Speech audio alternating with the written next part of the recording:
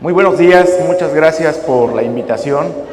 Y vamos a hablar de un tema que todos nosotros hemos enfrentado en el día a día, que es el síndrome de estrés respiratorio agudo. Pero no solamente los hemos enfrentado, algunas veces nos ha ganado la enfermedad, pero la tarea que nosotros tenemos es tratar de salvar a los pacientes los más que sean posibles. Sabemos que esto es complicado, pero nosotros tenemos que hacer lo necesario para lograrlo. Muy bien, vamos a hablar sobre estrategias que modifican la mortalidad en ventilación mecánica, pero no solamente eso.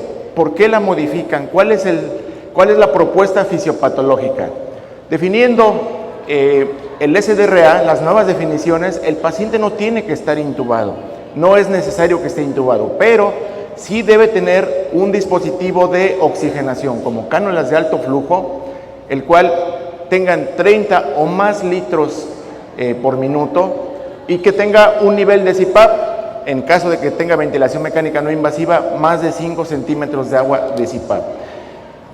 Que tenga un nivel de hipoxemia, una relación PO2-FiO2 menos de 300 o una relación saturación FiO2 menos de 315 y que nuestro paciente sature menos de 97%.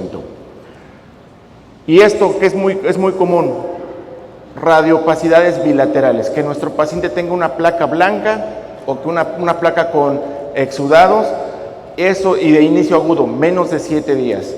Y en el escenario de bajos recursos, no necesariamente necesita tener oxígeno o un nivel de CPAP, simplemente con que tenga hipoxemia. Entonces, esas son la nueva clasificación y la nueva definición de SDRA, que es más simplificada y sobre todo más acorde a nuestros escenarios clínicos.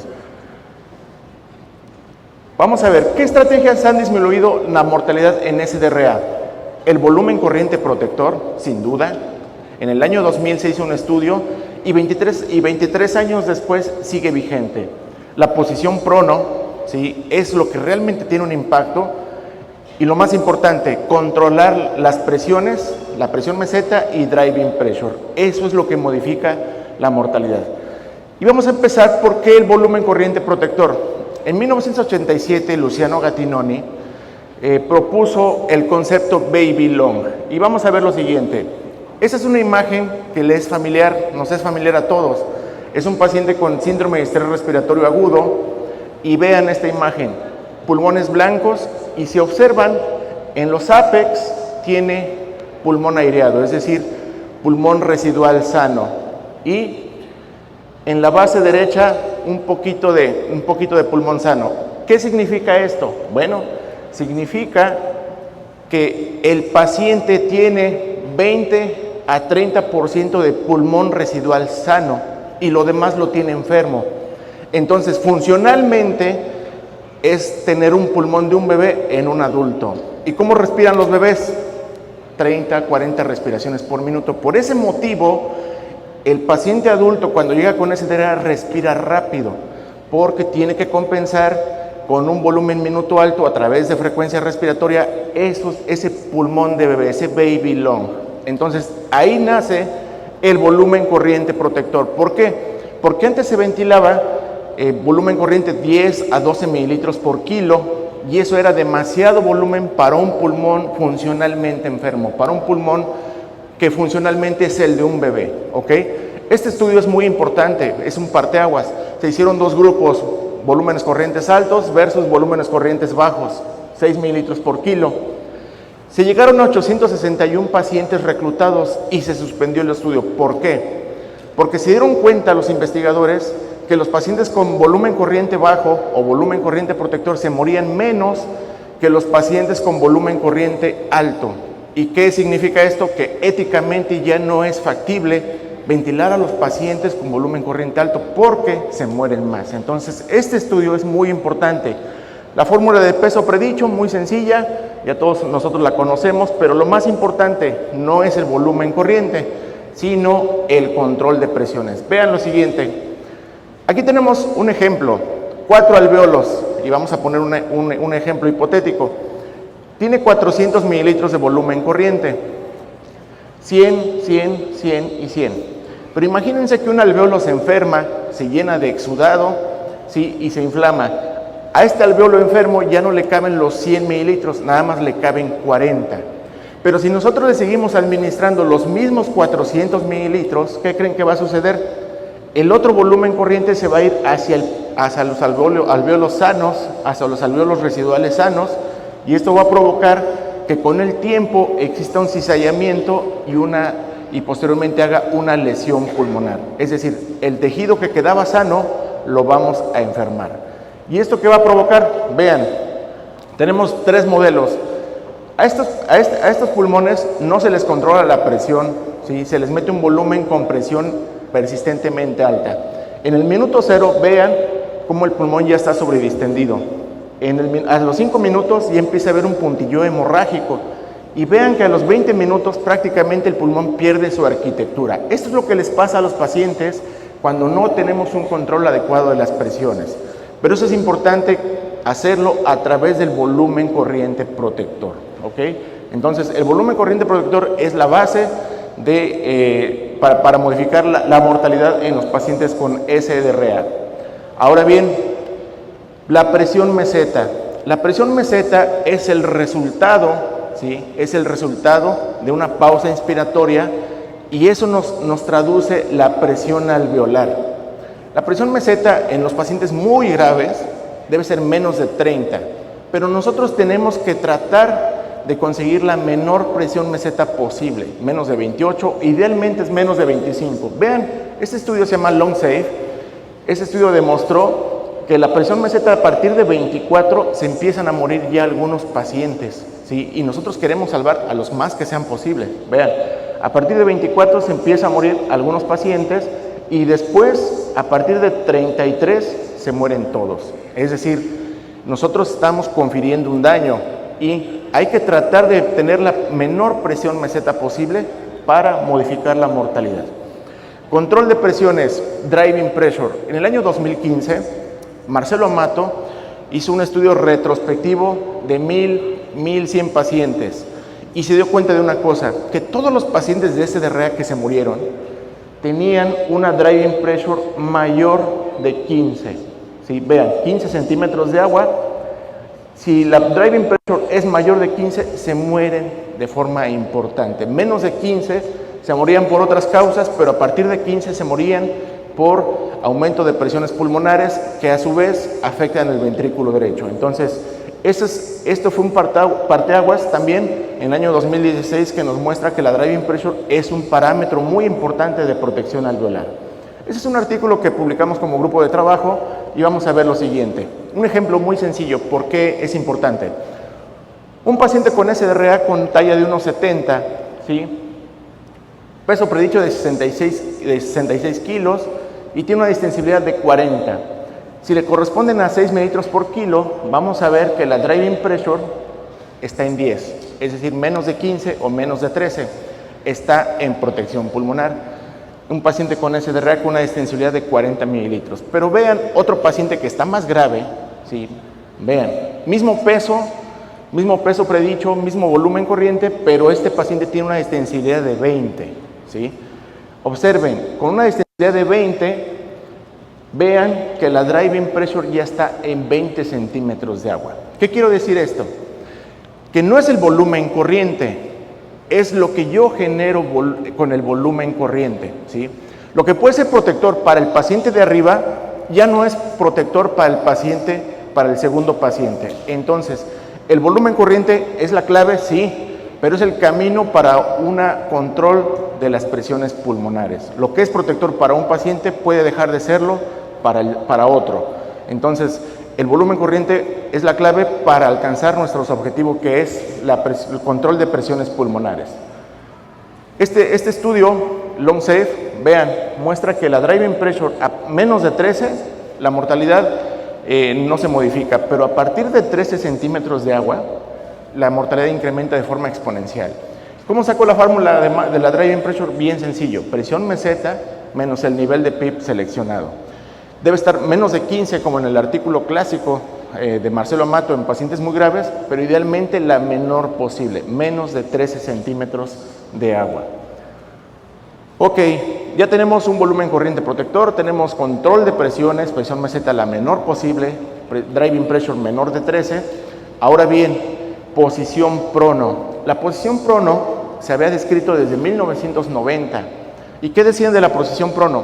Que sí modificaba la oxigenación, pero no modificaba mortalidad. 1990. ¿Por qué no modificaba la mortalidad? Porque el estudio de ARSNET, de volumen corriente protector, fue en el 2000, es decir, 10 años después. Por eso es que no se modificó la mortalidad. Pero en el 2016, el grupo de Francia, de Brochard y Claude Guérin, ¿qué hicieron? Metieron a los pacientes durante las primeras 36 horas por al menos 18 a 20 horas consecutivas, pero no solamente hicieron eso, sino también dejaron un volumen corriente protector. Y esto, vean, modificó la mortalidad de forma importante. ¿Cuál es su efecto? ¿Cuál es el efecto de la posición prono? Vean lo siguiente, aquí tenemos una tomografía o un paciente en decúbito dorsal, y vean que en el ápex los alvéolos están abiertos, están muy ventilados, pero pobremente perfundidos.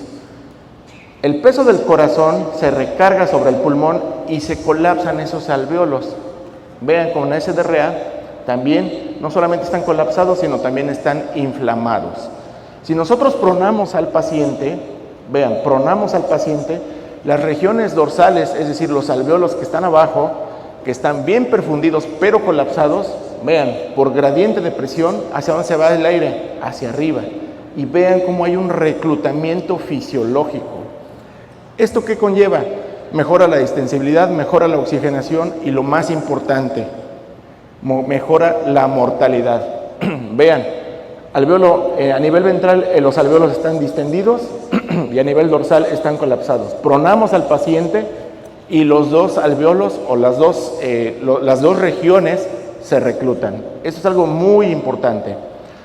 Una tomografía, un paciente en supino que no está pronado, vean cómo las bases están totalmente colapsadas, y una vez que lo pronamos, las bases automáticamente se oxigenan, es decir, hay una aireación importante. Esto mejora la saturación, mejora la distensibilidad y lo más importante, mejora la mortalidad. Estas curvas, que se llaman curvas de Kaplan-Meier, es probabilidad de sobrevivencia. Vean cómo es contundente la evidencia. El grupo de prono tiene más posibilidades de sobrevivir que el paciente que no se prona. Entonces, si nos quieren o si queremos a los pacientes, hay que pronarlos. Es una mala praxis no pronarlos actualmente. Contraindicaciones, pues hay relativas, quemaduras, choque, obviamente no vamos a pronar a un paciente chocado, hay que estabilizarlo primero. Contraindicación absoluta, hipertensión intracraneana no controlada o no monitorizada. Lesión vertebral que no esté instrumentada. Y complicaciones, prácticamente las complicaciones son transitorias. Actualmente ya la experiencia, sobre todo en la experiencia en cuidados de enfermería crítica, nos ha mostrado que cada vez las complicaciones son menores. ¿Cómo voy a saber si respondió a prono? Con que incremente el 20% de relación PO2-FiO2 o aumento de 10 milímetros de mercurio, es un paciente respondedor a prono.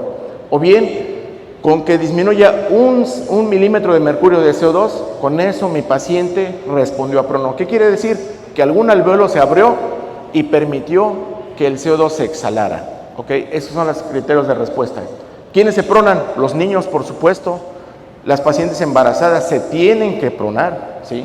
Vean ese siguiente reporte de caso que nosotros hicimos. Una paciente obstétrica con un útero gestante. La duda no era si lo íbamos a pronar. La duda era si se pronaba en puerperio o en embarazo. Esa duda la aclararon el neonatólogo y el ginecólogo. Decidieron continuar con el embarazo y se pronó esta paciente. Vean lo siguiente. ¿Por qué se pronó? Satura 94%. Alguien podría decirme, ¿por qué se prona si está saturando bien? Pero vean, presión pico de 34 al límite superior. Presión meseta de 31, más de 30, fuera de meta de presión protectora. ¿Y cuánto tiene de PIP? 15. 31 menos 15, 16 de driving pressure. Es cierto que la paciente estaba oxigenada, pero a un alto costo, es decir, a una sobredistensión importante. No dejemos que nuestras pacientes se mueran oxigenados. ¿Por qué? Porque aunque está oxigenando bien, el ventrículo derecho es el que está sufriendo y es el que más genera hipoperfusión orgánica, ¿ok? Entonces, por ese motivo esta paciente se pronó, porque cumplíamos saturación, pero no cumplíamos control de presiones pulmonares, ¿ok? Bien sencillo, metas de CO2 y oxigenación y control de presiones pulmonares. ¿A través de qué? Volumen corriente protector individualizado para tener una presión meseta y una driving pressure lo más controlada posible. Posición prono que me permita abrir regiones dorsales y un nivel de oxigenación y un nivel de frecuencia respiratoria que me permita tener un CO2 aceptable, ¿ok? ¿Cuánto PIB en SDRA? No voy a ahondar tanto porque realmente no hay una guía, que nos diga cuál es el PIB óptimo, pero sí sabemos que el PIB necesario para evitar colapso alveolar.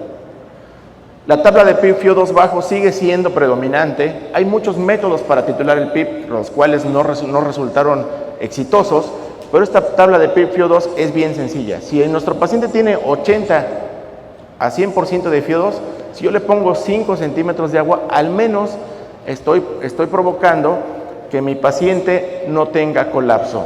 Tal vez requiera un poco más de PIB, 10, pero nunca más de 15, porque a partir de 15 centímetros de agua ya se genera disfunción del ventrículo derecho. Cuidado con eso. Entonces nos podemos adherir a la tabla de PIB FiO2 bajo, que ahorita el Eder va a hablar al respecto, y con eso no le estamos confiriendo mortalidad y sí estamos protegiendo a nuestro pulmón, ¿ok? Vean, un paciente que tiene 10 de PIB, si observan, tiene un alveolo sano y 2 alveolos enfermos. Con 10 de PIB, el alveolo se mantiene sano y los alveolos enfermos no se reclutan, pero sí el edema se redistribuye. Pero ¿qué pasa si yo subo el nivel de presión hasta 40? Los alveolos enfermos no van a cambiar su estructura, pero ¿quién creen que va a pagar los platos rotos? El alveolo sano se va a sobredistender y ese alveolo a la larga se va a enfermar, ¿ok? Este es un pulmón post-COVID de un paciente con necropsia que tuvo COVID y observen el daño, el grado pulmonar, el gran daño pulmonar que tiene. A pesar de que nosotros tengamos medidas protectoras, el 30 o a veces hasta el 40% de nuestros pacientes van a fallecer, a pesar de nuestras medidas de protección pulmonar. Pero si nosotros no las hacemos, es decir, si nosotros no protegemos a nuestros pacientes, se va a morir el 80 o el 100% de pacientes, ¿ok? El paciente ya está enfermo, ya la está pasando mal, ya está con gravedad. Nosotros tenemos que hacer que esa gravedad no incremente y darle tiempo al pulmón que se resuelva la inflamación, ¿ok? Y para concluir, sobre las estrategias que modifican mortalidad, que es volumen corriente protector, prono y control de presiones pulmonares, voy a concluir que nosotros los profesionales de la salud, en realidad no nos damos cuenta, pero nosotros nos guiamos con el estoicismo. Séneca es el representante del estoicismo y concluimos con lo siguiente: la dicotomía del control. En la vida hay cosas que sí controlamos y hay cosas que no controlamos, que no están en nuestras manos. Si nosotros comprendemos esto, vamos a gestionar mejor estas situaciones. Lo que no controlamos como clínicos, no controlamos el estilo de vida del enfermo. Es decir, el enfermo es diabético y no se cuida y no se toma su medicamento. Bueno, ni modo, no lo controlamos.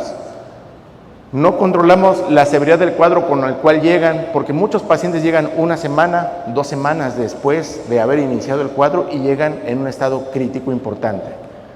No controlamos las enfermedades preexistentes ni su control adecuado de ello. Eso no lo podemos controlar. Y la baja reserva orgánica. El paciente oncológico, por ejemplo, hay pacientes que tienen un riesgo nutricional o son oncológicos y bueno, eso no lo podemos controlar, pero ¿qué sí podemos controlar y qué dónde debemos actuar? No controlamos el sedentarismo.